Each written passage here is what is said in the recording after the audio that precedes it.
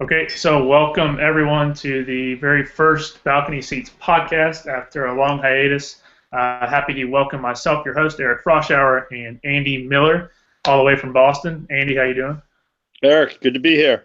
Good. So wanted to get everyone together today and talk a little bit about Indiana hoops, where we currently stand as a program, a little bit about the whole James Blackman situation. I tell you, Andy, we are on a hot streak that really, I don't know how to explain it right now in terms of the success we've had since having some injuries, the offseason deal, and the heat on Crean is definitely kind of mellowed out right now. I mean, they went out to Maui, and it was terrible. I mean, and you're starting to think, wow, this is going to be a terrible year. And it was like this is the end of the Tom Crean era. This is going to be it. They're going to have a terrible year. They can't defend. They turn the ball over left and right. The Big Ten is going to be tough as usual. And then they come home. They get blasted by Duke. And then they start Big Ten, and obviously the schedule so far has not been that difficult. But that being said, they've won their road games. They're playing better defense. They really seem to enjoy playing with each other. They're sharing the ball. Everyone knows the role. Everyone's contributing, and yeah, life is good right now as a Hoosier fan. Yeah, I would say after Maui, I think everyone was kind of ready to just give up on the season. And what do you think? Do you think the heat on Crean has at least temporarily kind of given way here, or do you think there's still a lot of focus on kind of his role as a coach for this program moving forward? Has this kind of given him some relief for the short term?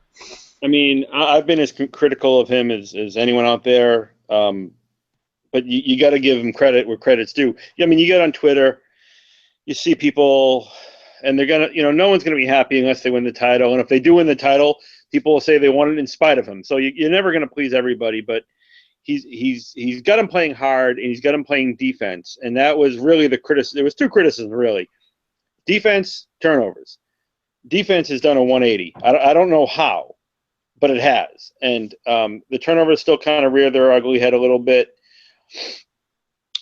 But it's kind of due to the pace of play they have, and they try to run the ball, they push the ball. It's going to happen. But he's right. He's definitely has the ship going in the right direction. For now, the schedule is going to get tougher. They got to go on the road. Until they go on the road and beat a Michigan State or Purdue or an Iowa, there's still going to be the detractors. But yeah, as of right now, you got to give Crean credit and give him a pat in the back. Yeah, I would say the same thing, and I was pretty much ready for him to go after Maui, and especially all the funny pictures that were being posted of Crean in the I don't know if he was wearing swim trunks or whatever, but anyways, just a laughing stock. And IU, it just wasn't moving forward in the right direction. So as of now, I don't know if I would say I'm supporting his long-term tenure as the IU head coach, but certainly currently, there's not a lot to complain about with the way we're playing. Yeah, I mean, Something that we wanted to discuss was go ahead. they went to Duke, and Dick Vitale's in the air, openly questioning the effort of the players, and what is going on with Indiana basketball and the lack of pride and lack of effort, lack of cohesion among the players. They got embarrassed. I mean, losing by 20 at Duke unto itself is not embarrassing. I mean, there's been tons of teams to get blown out at Duke, and it's going to happen again down the road. But that effort that night was so bad, and the team looked so lost. And you're just thinking this season is going to be, forget competing for the Big Ten title. They're going to be lucky to get a tournament berth. And now the Big Ten season starts, and yeah, I mean they started out with that hideous win at Rutgers. I mean that was an awful game. Horrible. Weird, weekday starting time during the day. Really just an awkward kind of no rhythm, but whatever. It's a road win. They got it. They moved on. And then they go to Nebraska. Nebraska's a tough place to play. We saw Nebraska last night just beat Michigan State. So they got a win there. They actually played pretty well. And then they've had a couple home games, blowing the doors off Ohio State, blowing the doors off of Illinois. Assembly Hall is going to be a very, very tough place for anyone to come into this year and win, and they've established that. And yeah, if they can get a couple road wins down through the rest of the season, I mean, they're going to be in the top 3, 4 in the Big Ten, and that's going to be enough to get not only a tournament berth, but a good position in the tournament. Yeah, So, and that win at Nebraska. I mean, we all know with Indiana that Pinnacle Bank Arena is not the easiest place to play for the Hoosiers. yeah. And Tim Miles has had our number for quite some time. So, just like you, I was really impressed that we were able to pull out that win. And then the Rutgers game, I don't even think we need to talk about it. It was just horrible and ugly, as you said. So, anyways, kind of leading to the next topic as I was going into James Blackman Jr. And I'll kind of give my opinion. A lot of people are saying that we're playing better because James is out, but kind of my personal take on the situation is that we're playing differently because he is out, and we need to incorporate him into the style of play. But I don't know how much we can incorporate his style of play into the way we're currently developing our offensive sets, the patience we have, the ball movement, the movement off the ball, which is really the key. So what are you thinking? Can we actually incorporate him into this style, or is it going to really hinder us moving forward when he comes back? It kind of snuck up on us a little bit. He's obviously had knee problems in the past. That's no secret. And then the Rutgers game came, and the word kind of filtered down. He's going to miss the game, and you're thinking, okay. And I was a little intrigued. How are we going to play without him? The defense looked better. The offense definitely took a big step back without him. And you think for a short-term basis, it's going to be okay to play without him. Then when it came down that he's out for the year, you're thinking, they're missing one of their better players. This guy is a 15 to 20 point a game scorer. He's one of the better outside shooters in the Big Ten. He also can score in bunches. His defensive shortcomings are well documented. He's a smaller guard. You're pairing him with Yogi. You got to play them both together. They're both good enough where they're going to get 30, 35 minutes a night. So you have to live with the shortcomings, no pun intended, of the two of them on the defensive end. They lose him. Robert Johnson's been up and down this year, but his defense has been a big step up from what James Blackman gives you. And all of a sudden, your size is more balanced. I do think the lack of depth in the backcourt is going to get him at some point this year. You're really looking at Robert Johnson. You're looking at Yogi. And that's really it. You bring in Zeislov. He's your third guy. There's really not a lot more there. There's not a lot of depth in the backcourt. If you have every night where Yogi's off or someone's in foul trouble, you might run into trouble and you'll miss him. But you don't want to say you're better off without him. He's such a good player. We all like JBJ. We want him to get better. But short term, they have definitely not missed him. And you got to say they're better defensively, and the offense really has not skipped a beat. I mean, the numbers aren't going to lie. I think someone, maybe it was one of the IU guys on Twitter mentioned that we're 55th now in KenPom in defensive rating, and I think not too long ago we were in the hundreds. So it is certainly really intriguing, and it's just interesting to see the parallels or the just the polar opposites from a fan base standpoint of where they stand on the whole JBJ situation. So I hope the guy gets healthy soon, but certainly, as you say, Andy, we're playing outstanding defense. The shot selection is good, and honestly, the ball movement is the key. When Troy Williams plays simple, passes the ball, and moves off the ball, we're virtually unstoppable on offense. So it's been really fun. It's been a great ride, and I just can't wait to see what the rest of the season holds. It's almost like you're watching that Illinois game, and you're really like, is this really happening? This is like a dream. Everything goes right. I mean, Troy Williams hits threes, and Thomas Bryant is hitting threes, and 19. It was unbelievable, one after another. And you're thinking like, hey, save these for some other game. Don't use them all here in one night. It was fantastic, and they're not going to hit.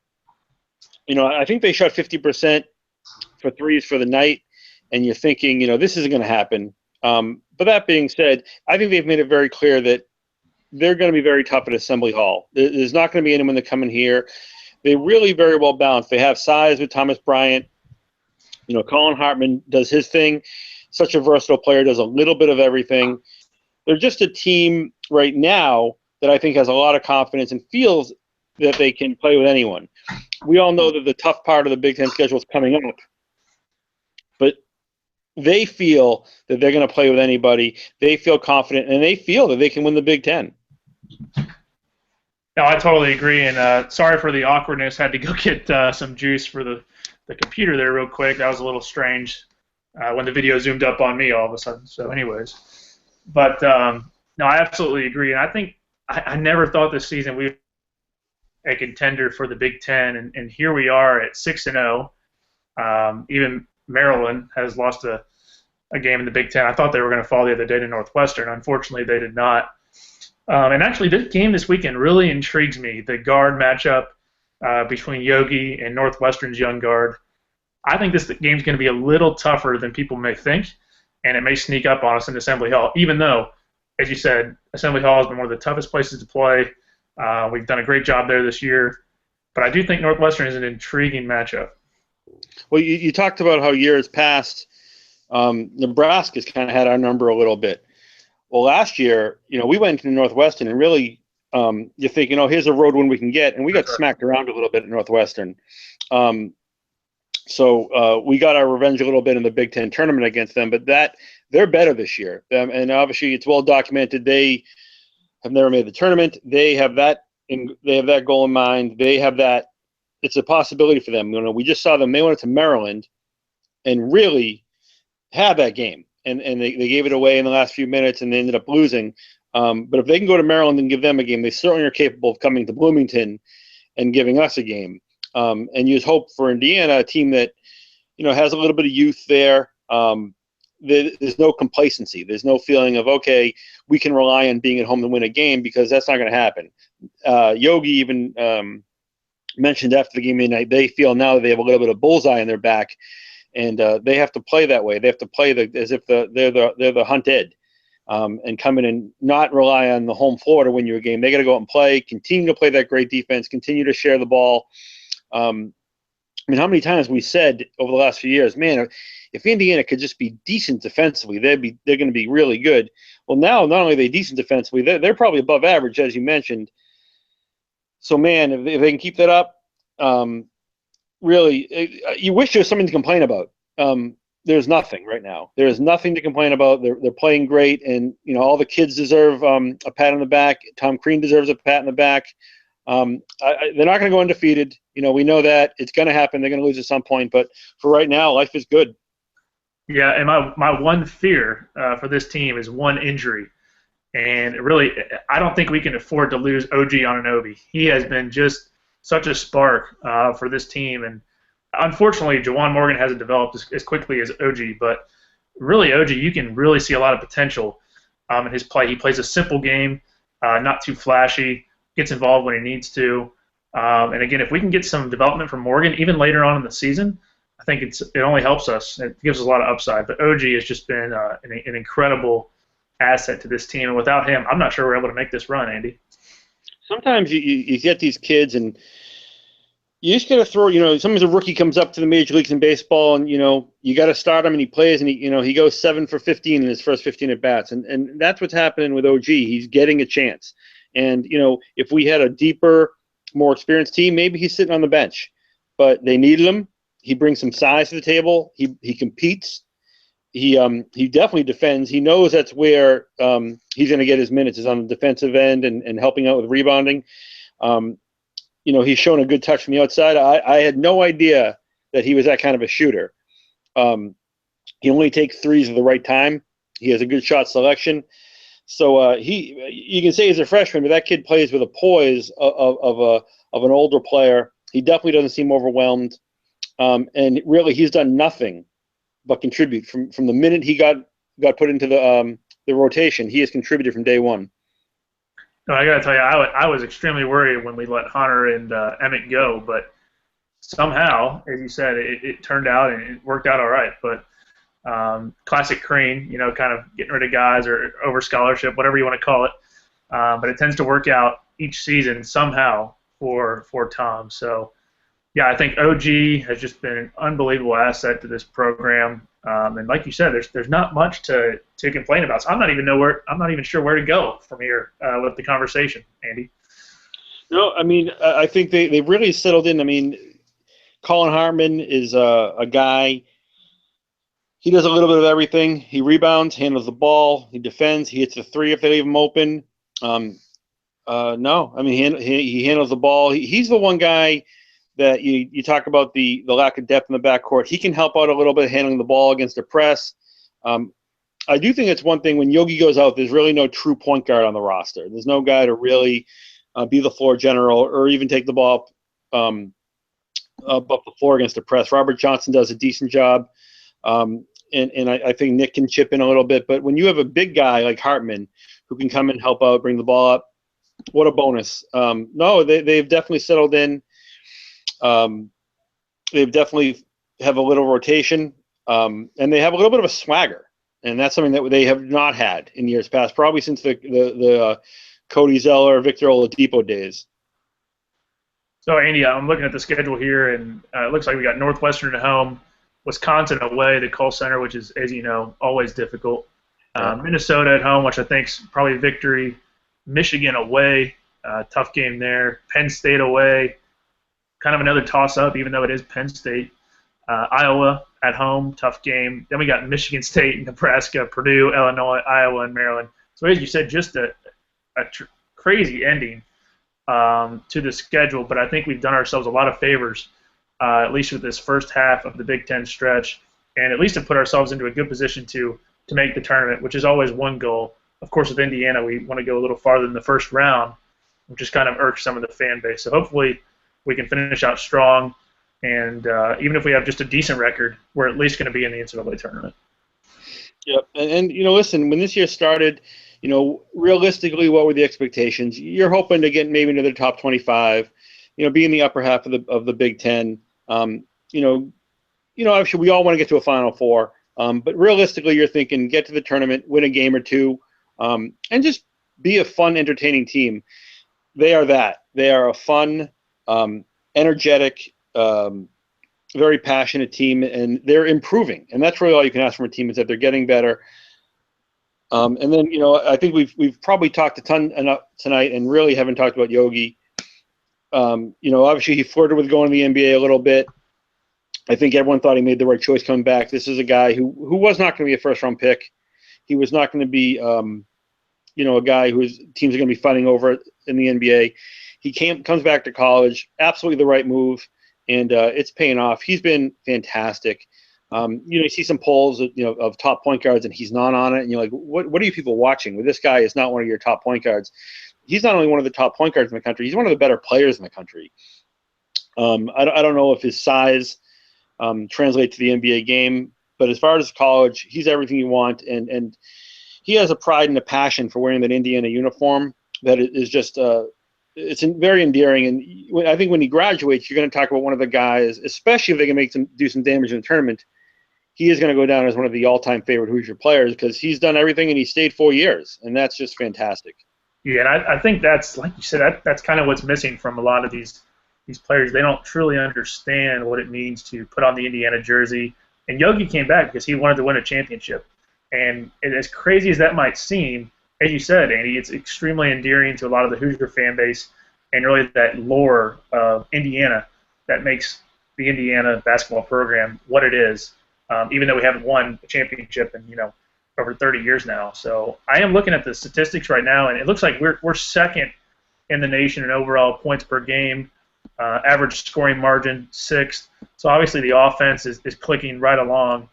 And just kind of looking here at our turnover statistics, turnovers a game, 14.6. That's number 307. So I'm not sure that's something to be proud about. But turnovers a play, 17.5%. So almost 1 in 5 possessions, we're turning over the ball. So like you said, that has improved quite a bit, but still a little work to do as far as taking care of the basketball. Yeah, I mean, they always say there's good Troy and there's bad Troy, and not that all the turnovers that happen are Troy's fault. They're not. It's more of a style of play issue. They do push the envelope. Excuse me. They do try to run with the ball, and they do try to push things and play at a very, very fast pace. And you're going to have turnovers. You just want to limit them, limit the damage, and hopefully when you do turn the ball over, it doesn't necessarily lead to a fast break the other way for an easy 2 points. So no, I mean, they've definitely seemed to be taking – there's more of a method to their madness now. I think when you watch them in Maui, there were times you said, what do you guys work on in practice? Like, what are you guys doing? Or do you even practice? I mean, what do you? Is this a shoot around? Is it? But now it seems like they do push the ball. Turnovers can and will happen. They're cutting down, and when you're playing better defense, the turnovers aren't as devastating as maybe they were early in the year. So, no, I mean, listen, I wish there was something to complain about. I mean, trust me, no one likes to complain more than me. But as of right now, things are looking good. It's going to be very tough. Purdue is obviously the big game coming down the stretch for them. We got beat pretty bad by Purdue a couple times last year, and that was not fun. No one likes to see that. No. So that is something that I think Indiana is going to want that game. I'm sure they had that game circled on their schedule from day one. Iowa's going to be tough. But the thing about the Big Ten, Michigan State's kind of had a stranglehold in the Big Ten for seems like about a decade or so. They can be had this year. They've lost a few games in a row at home. A little bit of their aura is gone, and it seems like maybe this year Indiana and Iowa are in the driver's seat for the Big Ten title.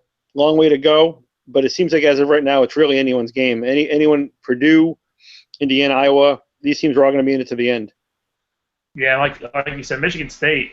Izzo always seems to get his teams clicking in March. So it's almost like for the regular season, Michigan State doesn't even.